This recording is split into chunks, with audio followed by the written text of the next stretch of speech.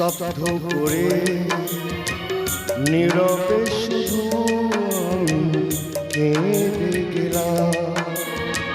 চেতনাটাকে স্তব্ধ করে নীরবে শুধু আমি কেঁদে গেলাম। ভালোবাসাহীন সংসারে মাতাল আমি তকমা পেলাম। ভালোবাসাহীন সংসারে মাতাল আমি তকমা পেলাম। জীবনের জ্যামিতিটা মেলাতে গিয়ে পৃথিবীর বুকে আমি শূন্য পেলাম। হাজার তারা স্বপ্ন নিয়ে, হাজার তারা স্বপ্ন নিয়ে হারিয়ে গেলাম। জীবনের জ্যামিতিটা মেলাতে গিয়ে পৃথিবীর বুকে আমি শূন্য শূন্য শূন্য পেলাম।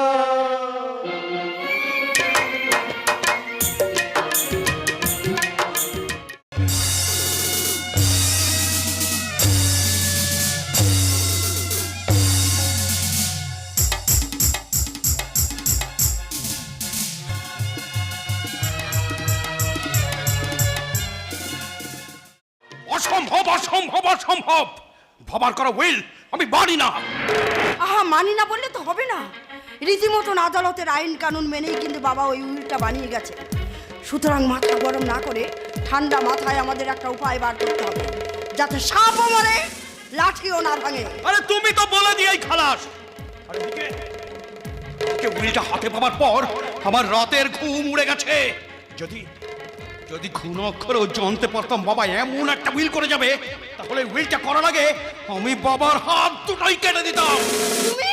হ্যাঁ, আমি আমি আমি মাথার ঘাম পায়ে ফেলে বিশাল সম্পত্তি বানিয়েছি আমি আমি আমি তোর বাবা কি তোকে কিছুই দিয়ে যায়নি বড় খোকা? যা চলো না তা নিয়ে কথা বলতে শোনো মা। বাবা যখন মারা যায় ব্যাংকে মাত্র 10 লাখ টাকা, 20 বিঘে সম্পত্তি আর রাজপ্রাসাদের মদনে বিশাল বাড়িটা ছাড়া আর কিছুই ছিল না। আর এখন মহাজনী ব্যবসা করে ব্যাংকে কোটি টাকারও বেশি, 56 বিঘে সম্পত্তি, 2টো পুকুর, তাতে মাছ চাষ হচ্ছে, একটা কোল্ড স্টোরেজ, সব বাড়িয়েছি আমি। হ্যাঁ, এই হরিদেবপুরের গরিব চাষিগুলোকে সর্বশান্ত করে তুই যে এই বিশাল সম্পত্তি করেছিস তা আমি জানি। যেমন করেই করেছি তো। হিসেব মতো এই সম্পত্তি এখন মুখার্জি পরিবারের সম্পত্তি, আর বাবার উইল অনুযায়ী এই সম্পত্তি পাবে ভূত যাকে বিয়ে করবে সেই মেয়েটা। এখন তুমি বলো সুনিতা, মাথার ঘাম পায়ে ফেলে সম্পত্তি বাড়াবো আমি, আর কোথাকার কোন মেয়ে এসে সেটা ভোগ করবে? এটা তো হতে পারে না। রাগটা তোমার সেখানে।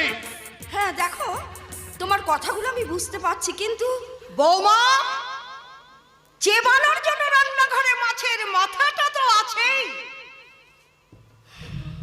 স্বামীর মাথাটা না চেবালে চলছে না। কোথায় স্বামীকে সঠিক পথ দেখাবে তা নয়, একে মা মনসা, তার উপর ধুলোর গন্ধ দিচ্ছ। হ্যাঁ হ্যাঁ, দিচ্ছি দিচ্ছি, আর দিচ্ছি তার কারণ আপনার ছোট ছেলে ভূতর জন্য। ভূতর জন্য? তবে নয়তো কি, ওই সনাতনের মেয়ে ঝিলিককে নাকি আপনার ছেলে কথা দিয়েছে এ বাড়ির বউ করে নিয়ে আসবে। তো আমার স্বামী একটু একটু করে সম্পত্তি বাড়াবে, আর একটা চাকরের মেয়ে এসে সেই সম্পত্তি ভোগ করবে, তা তো হয় না। আর তাছাড়া এ বাড়ির একটা মান সম্মান বলে কিছু আছে তো নাকি? ভূতর সঙ্গে ঝিলিকের বিয়ে আমি হতে দেব না। বড় খোকা, ঝিলিক যাতে কোনোদিনই সিঁদুরের অধিকার না পায়, আজ থেকে আমি সেই চেষ্টাই করব। কি করবি তুই?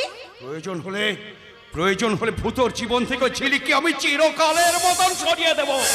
বড় খোকা, তুই কিন্তু আগুন নিয়ে খেলছিস, খেয়াল রাখিস সেই আগুনে যেন তোর হাত দুটো আবার পুড়ে না যায়।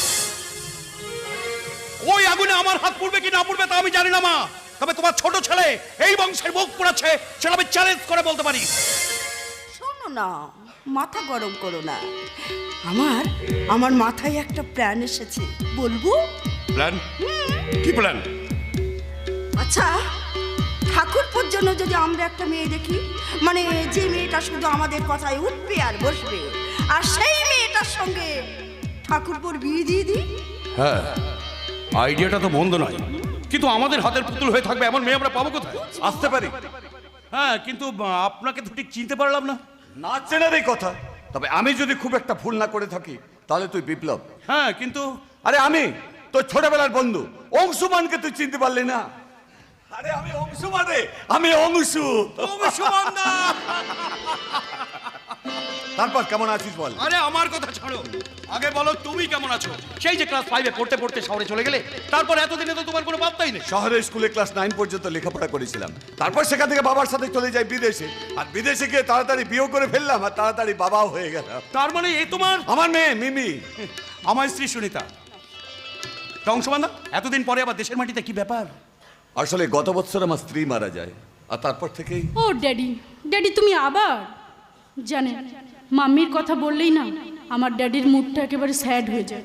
Oh daddy, daddy please, it's a death, quite natural daddy. I know my son, but anyway বিদেশে স্ত্রী বিয়োগের পরে থাকতে ভালো লাগছিল না রে, তাই তো স্বদেশের মাটিতে ঘুরতে চলে এলাম। তাই জন্মভূমির টানে একেবারে হরিদেবপুর গ্রামে, তাই তো? একদম ঠিক তাই। সুনিতা, অংশমান দা আমার চেয়ে বয়সে বড় হলে কি হবে? আমার সঙ্গে একদম বন্ধুর মতন মিশতো, আরে আমাকে অঙ্ক শিখিয়ে দিত। আর সেই অঙ্কের যোগ বিয়োগ গুণ ভাগে তুই এই মহাজনী ব্যবসা সামলাচ্ছিস শুনলাম। তা বলতে পারো। তা বলছিলাম, তোমাদের ব্যাগপত্র? সব গাড়িতেই আছে, আপনাদের সার্ভেন্টকে বলুন প্লিজ ওগুলো গাড়ি থেকে নামাতে। হ্যাঁ, নিশ্চয়ই নিশ্চয়ই। সনাতন, সনাতন, হ্যাঁ বলছিলাম যে বাড়িতে নতুন অতিথি এসেছে। হ্যাঁ, তাও আবার একজন নয়, দুজন। তুমি এক কাজ করো সনাতন, ওদের জিনিসপত্রগুলো তুমি গাড়ি থেকে নামাও। ঠিক আছে। এই ওল্ড ম্যান, আই মিন এত বুড়ো, এ পারবে তো? হ্যাঁ হ্যাঁ, পারবে পারবে পারবে। দেখো, ওই ব্যাগের মধ্যে দামি দামি কাচের জিনিসপত্র আছে, যেন আবার ব্যাগটা ফেলে দিয়ে ওগুলো আবার ভেঙে দিও না। আর লিসেন, ওই ব্যাগ এন্ড লাগেজগুলো নামিয়ে আমার এই জুতোটাকে একটু ভালো করে ধুয়ে দিও, কাদা লেগে গেছে তো। অবশ্য তার জন্য টিপস, আই মিন বকশিশও পাবে ড্যাডি। ও শিওর শিওর। এই নাও, তোমাকে আমি 100 টাকা দিচ্ছি। টাকা আমার চাই না। এই হলো এই ভিলেজ ম্যানগুলোর দোষ ড্যাডি। অ্যাকচুয়ালি তোমাকে দেখে ভেবেছে তোমার পাশে অনেক টাকা আছে, তাই 100 টাকায় পোষাচ্ছে না। ঠিক আছে, আমি ওকে 200 টাকা দিচ্ছি। আমি আপনাকে 500 টাকা দিচ্ছি স্যার। আপনার মেয়েকে বলুন আমার জুতোয় লেগে থাকা কাদাটা একটু ভালো করে ধুয়ে দিতে। হোয়াট? আমি আপনার পায়ে জুতো ধুয়ে দেব? এই হলো আপনাদের মানে বিলেতের গু মারি আসা মালগুলো দোষ ম্যাডাম। চাপে পেলে টাকার অঙ্কটাকে বাড়াতে চান। ঠিক আছে, আমি আপনাকে 1000 টাকা দিচ্ছি, তা আপনি জুতোটা খুলে নেবেন না আমি খুলে দেব? How dare you! রেগে যাচ্ছেন কেন ম্যাডাম, রেগে যাচ্ছেন কেন? আপনার জুতোটা যে চামড়া দিয়ে তৈরি, ওই একই চামড়া দিয়ে আমার জুতোটা তৈরি। আপনার বাবার কাছে যে কাগজের নোট আছে, ওই একই কাগজের নোট আমার কাছে আছে। আপনার জুতোয় যে গায়ের যে কাদাটা লেগেছে, ওই একই গায়ের একই কাদা আমার জুতোয় লেগেছে। 100 কিংবা 200 টাকার বিনিময়ে বাপের বয়সে ওই লোকটা যদি আপনার জুতোয় লেগে থাকা কাদাটা জল দিয়ে পরিষ্কার করে দিতে পারে, তাহলে 500 কিংবা 1000 টাকার বিনিময়ে আপনি আমার জুতোয় লেগে থাকা কাদাটা কেন পরিষ্কার করে দিতে পারবেন না?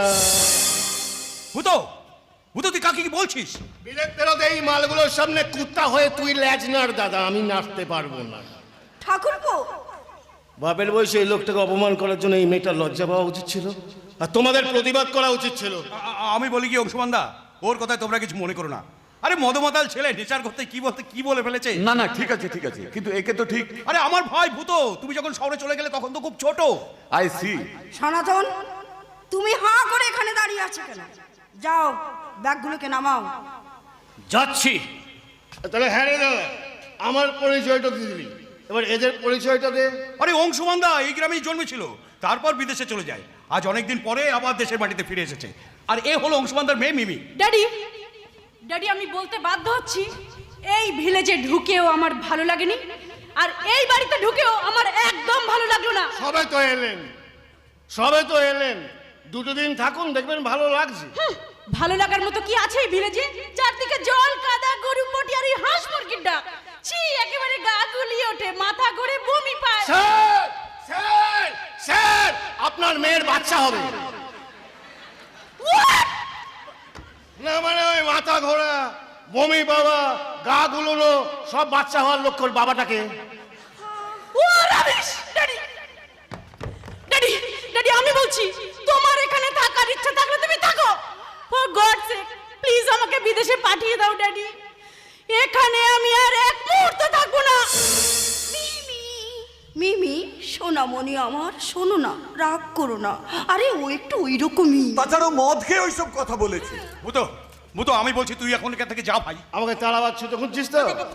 যাচ্ছি যাচ্ছি, কিন্তু একটা কথা মনে রাখিস দাদা, বাড়িতে নতুন অতিথি এলো, সনাতন কাকার বয়স হয়েছে, এত চাপ নিতে পারবে না। তখন ওই ছাই পেলতে ভাঙাগুলোই আমাকেই ডাকতে হবে, তখন কিন্তু আমি আসবো না, বলে যাচ্ছে। আরে তুই রাগ করছিস কেন? ড্যাডি ড্যাডি, আমার খুব খিদে পেয়েছে। এখানে কোনো পিৎজা বা বার্গারের দোকান আছে? না ম্যাডাম, এখানে কোনো পিৎজা বা বার্গারের দোকান নেই। তবে এই গায়ের খাবার, গাওয়া ঘি লুচি আর ছোলার ডাল খেতে চাইলে খাওয়াতে পারি। How funny! এই লুচি আর ছোলার ডাল খাবো আমি? আমাদের বিদেশে যেখানে সেখানে পিৎজা এন্ড বার্গারের দোকান আছে। আপনি তো আর বিদেশে নেই ম্যাডাম, এদেশে চলে এসেছেন। তাই বিদেশে কি আছে আর কি নেই তা না জেনে এদেশে কি আছে কি নেই সেটা জানার চেষ্টা করুন। বুলশিট! কেমন আছে এই দেশে যে আমাদের বিদেশে নেই? এদেশে নেতাজি সুভাষচন্দ্র বসু আছে ম্যাডাম, যে আপনাদের মতন বিলেতের মালগুলোকে কেলিয়ে দেশ ছাড়া করেছিল। কিন্তু ওই রকম নেতাজি সুভাষচন্দ্র বসুর মতন একটাও ব্যক্তিত্ব আপনাদের বিদেশে নেই। এদেশে বিশ্বকবি রবীন্দ্রনাথ ঠাকুর আছে ম্যাডাম, আপনারা বাধ্য হয়েছিলেন তাকে নোবেল পুরস্কার দিতে, কিন্তু ওই রকম বিশ্বকবি রবীন্দ্রনাথ ঠাকুরের মতন একটাও ব্যক্তিত্ব আপনাদের বিদেশে নেই। এদেশে মহারাজা সৌরভ গাঙ্গুলির মতন ক্রিকেটার আছে ম্যাডাম, যে লর্ডসের মাঠে জামা খুলে দাদাগিরি করেছিল, কিন্তু ওই রকম একটাও ক্রিকেটার আপনাদের বিদেশে নেই। তাই বলছি ম্যাডাম, ওসব পিৎজা বার্গার না খেয়ে কাঁচা পেঁয়াজ কামড়ে পান্তা ভাত খেয়ে দেখুন, মুখের স্বাদটাই বদলে যাবে ম্যাডাম, মুখের স্বাদটাই বদলে যাবে। ছেলেটা খুব সুন্দর সুন্দর কথা বলে গেল। মদ খেলেও ওর মধ্যে মনুষ্যত্ব আছে, আমি বুঝতে হোয়াট পারি। Do you think daddy? আরে তুমি কি ভাবছো?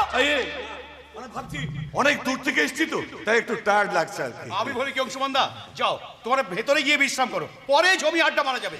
সুনিতা, তুমি যাও, মিমিকে নিয়ে ভেতরে যাও। হ্যাঁ, আমি এক্ষুনি যাচ্ছি। মিমি, চলো চলো আমার সঙ্গে। তারপর অংশমানদা, অনেকদিন পরে দেশের মাটিতে কদিন থাকবে তো? আরে কদিন কি বলছিস রে? আমি তো ভাবছি পাকাপাকি ভাবে এবার এখানে থেকে যাব। অংশুদা, তুই তো জানিস লোক, বিদেশে কাপড়ের ব্যবসা করে রোজগার আমার কম হয়নি। বর্তমানে তুই আমাকে মাল্টি মিলিয়নে বলতে পারিস। শুধু আমার ওই মা মরা মেয়েটার জন্য একটা ছেলে খুঁজে ওর বিয়ে দিতে পারলে ব্যাস আমার ছুটি। এ তো খুব আনন্দের কথা। তবে কি জানিস বিপ্লব, আমার খুব ইচ্ছে মিমি এই বাংলার কাউকে বিয়ে করুক। আমার যা কিছু বিষয় আছে সব তো আমি মিমিকে দেবো। শুধু একটা ভালো ছেলে খুঁজে ওর বিয়ে দিতে পারলে। আরে পাবে পাবে, নিশ্চয়ই পাবে। বলতে পারিস সেরকম চিন্তা ভাবনা করে আমার এই ইন্ডিয়াতে আসা। তুমি তুমি কোনো চিন্তা করো না অংশমানদা, মিমির জন্য পাত্র খুঁজে দেওয়ার দায়িত্ব আমার। মিমিকে বিয়ের ব্যাপারে রাজি করানোর দায়িত্বটা আমার। না তুই আয়, আমি দেখি মিমি ঠিক মানে নিতে পারি। যাও যাও যাও যাও যাও। পেয়ে গেছি সুনিতা, রাস্তা আমি খুঁজে পেয়ে গেছি। প্রথমত ভূতর জীবন থেকে সরিয়ে দিতে হবে ঝিলিককে, আর দ্বিতীয়ত ওই মিমির সঙ্গেই আমি ভূতর বিয়ে দিই, তাতে বাবার করা উল্টাও থাকবে আমার বসে, আর অংশমানদার বিশাল সম্পত্তি উপরে হিসেবে পাবো আমি। ও এই যে মেঘলা চাইতেই জল, বিপ্লব এবার উঠে পড়ে লেগে যা, ভাতের থালা তৈরি আছে, তুই শুধু খেয়ে নে। কিনতে হবে ভূতর জীবন থেকে ঝিলিককে সরিয়ে দেওয়ার জন্য সনাতনের দ্বিতীয় পক্ষের স্ত্রী ওই নীলিমা দেবীকে কিনতে হবে। তাই তো আমি এখন থেকেই বুনতে শুরু করে দিলাম, যা কিস্তি মাত করার মকর সারজা।